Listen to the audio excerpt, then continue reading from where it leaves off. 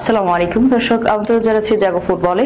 সাথে আছে আমি মারিয়াম হাবিবা। শুরুতেই জানিয়ে দেব সংবাদ শিরোনাম। ব্রাজিলে আঞ্চলিকতি পাবেন আর্জেন্টাইন স্কালোনির চেয়ে 4 গুণ বেতন সহ আলাদা থাকছে সুবিধা। টানা দ্বিতীয়বার সেরাদের তালিকায় বাংলাদেশের সামিদ।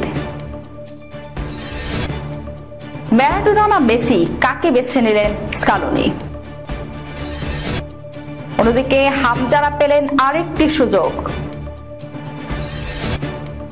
15,000 আর্জেন্টাইন সমর্থক নিষিদ্ধ ক্লাব বিশ্বকাপে।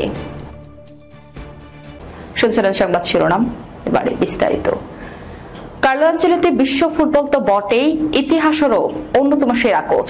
সে আঞ্চলিককে কোচ করে আনতে ব্রাজিল কম চেষ্টা করেনি। সে 2022 সাল থেকে তার পেছনে ঘুরে ঘুরে অবশেষে 2025 সালে দলটা কোচ হিসেবে পেল ইতালিয়ান এই কোচকে।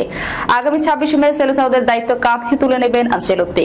তাকে পেতে অবশ্য ব্রাজিল বিশাল অঙ্ক নিয়ে মাঠে নেমেছিল। সিভিএফ তাকে কোচ হিসেবে প্রতি বছর দেবে 10 বিলিয়ন ইউরো। এর সঙ্গে তার জন্য অপেক্ষা করছে পারফরমেন্স বোনাসও। 2026 বিশ্বকাপ জিতে গেলে তিনি পাবেন 5 মিলিয়ন ইউরোর বোনাস। এমনকি সেমিফাইনালে উঠলেও বেতন যাবে বেড়ে। আঞ্চলিকদের এই বেতন কতটা বেশি সেটা জানতে হলে চোখ রাখতে হবে অন্য কোচদের বেতনের উপর। জাতীয় দলের কোচদের বেতনের পরিমাণটা কমই থাকে। আর্জেন্টিনা বিশ্বকাপ জয়ী কোচ লিওনেল স্কালোনির বেতনটাই দেখুন। ফিনান্স ফুটবল নামের একটি ম্যাগাজিনের ভাষ্য, স্কালোনির বছরে আর্জেন্টাইন অ্যাসোসিয়েশনের থেকে পান মোটে 2.6 মিলিয়ন ইউরো। সে হিসেবে আঞ্চলিকতি তার 4 গুণ বেশি অর্থ আয় করবেন ব্রাজিলে থাকার সময়। এখানেই শেষ নয়, বেতন বোনাসের বাইরেও উপরি পাওয়া আছে আঞ্চলিকতির জন্য। রিও ডি জেনিরোর আঞ্চলিকতি থাকবেন যে অ্যাপার্টমেন্টে, সেটা হবে বিলাসবহুল একটি অ্যাপার্টমেন্ট। তার পুরো অর্থ বহন করবে ব্রাজিল ফুটবল ফেডারেশন।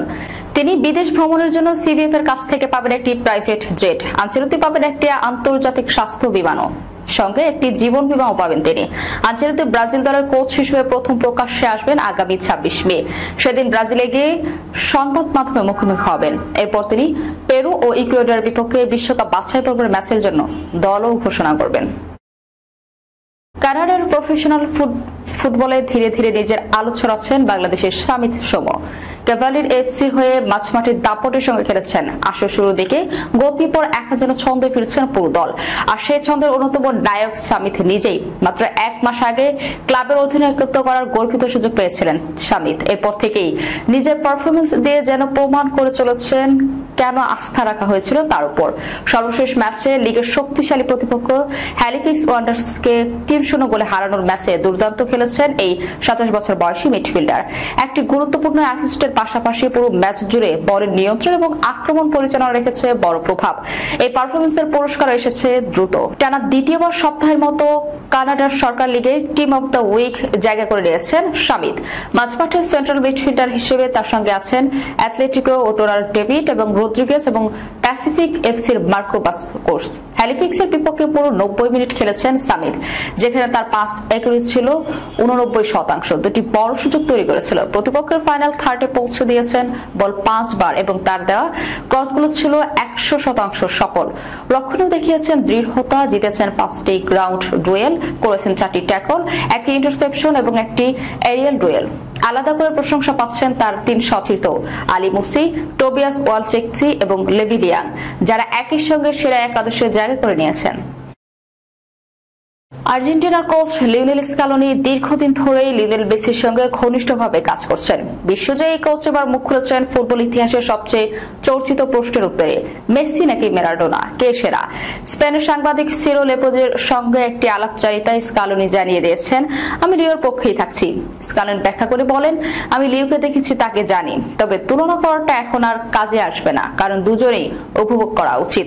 আমি নিশ্চিত ওরা যে কোনো যুগে 70, 80, 90 দশক বা বর্তমান সবসময় খেলতে পারত, কারণ ভালো খেলোয়াড় মানেই ভালো খেলোয়াড়। আর্জেন্টিনার 2 কিংবদন্তির মধ্যে পার্থক্য নেই স্কালোনির ভাষ্য, দুজনেই আলাদা ব্যক্তিত্ব, তবে দুজনেই নেতা। লিও একটু অন্যভাবে সেটা প্রকাশ করে, যেমন 2021 সালের কোপা আমেরিকায় কলম্বিয়ার বিপক্ষে মেসির মাংসপেশিতে চোট ছিল, কিন্তু ড্রেসিং রুমে ফিজিওথেরাপি নিয়ে সে এমনভাবে মাঠে নামে যেন কিছুই হয়নি।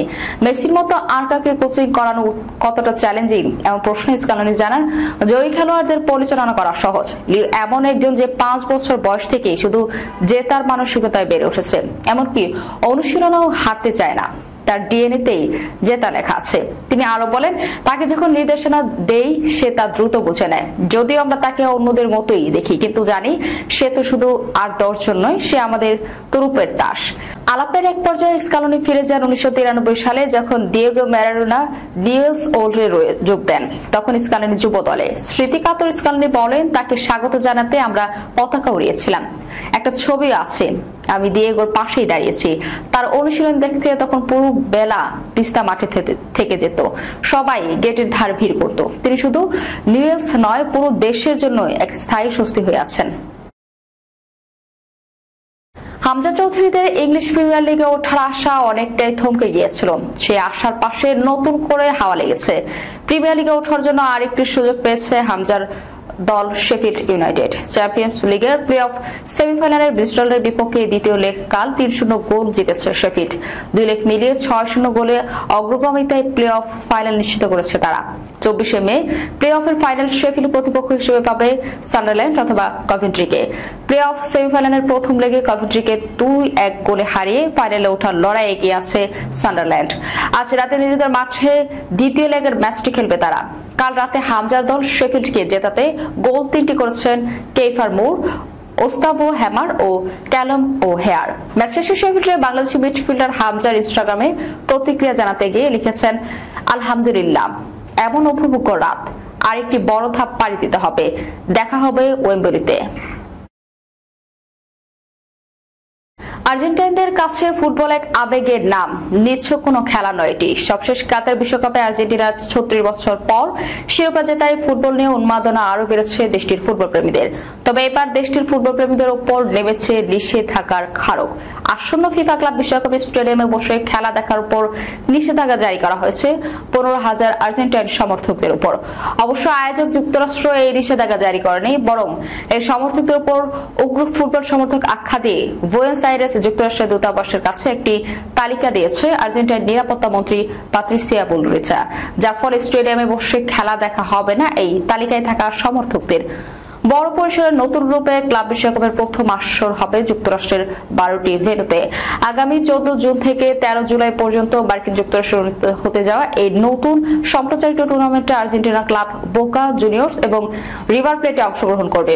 পাশাপাশি বিশ্বের 30টি অন্যান্য বড় দল অংশগ্রহণ করবে, যে কারণে ধারণা করা হচ্ছিল আর্জেন্টিনার এই দুটি ক্লাবের উগ্র সমর্থকরাও সেখানে খেলা দেখতে হাজির হবেন, আর সেখানে উগ্রতা করতে পারেন তারা। 15,000 সমর্থকদের নিষেধাজ্ঞার বিষয়ে বুলরিচ বলেন, তালিকায় 15,000 জনেরও বেশি লোক রয়েছে যাদের স্টেডিয়ামে নিষিদ্ধ করা হয়।